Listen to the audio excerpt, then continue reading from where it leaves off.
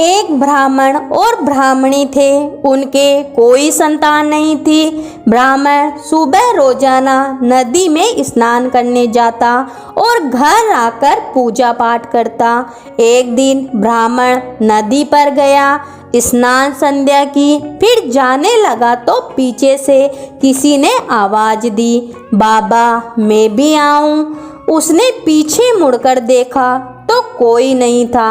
फिर से चला और आवाज आई। उसने कहा कोई दिखता तो नहीं है, और बोला कि भूत प्रेत हो तो मत आना, कोई देव हो तो आना।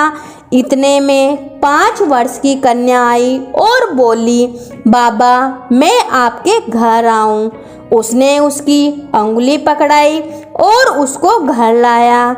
घर आने पर उसकी स्त्री बोली, यह कन्या किसकी है?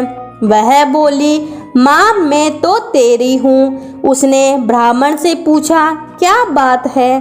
ब्राह्मण ने सारी बात कह दी।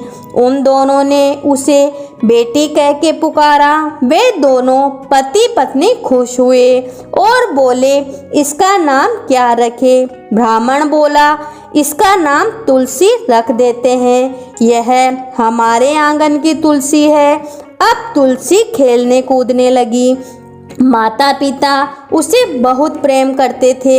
वह बड़ी हुई तो शादी के योग्य हुई। माता पिता चिंता करने लगे तो तुलसी बोली, मेरी चिंता मत करना, मुझे तो स्वयं भगवान श्री कृष्ण लेने आएंगे। तुम तैयारियां करो। शादी का मुहूर्त निकाला।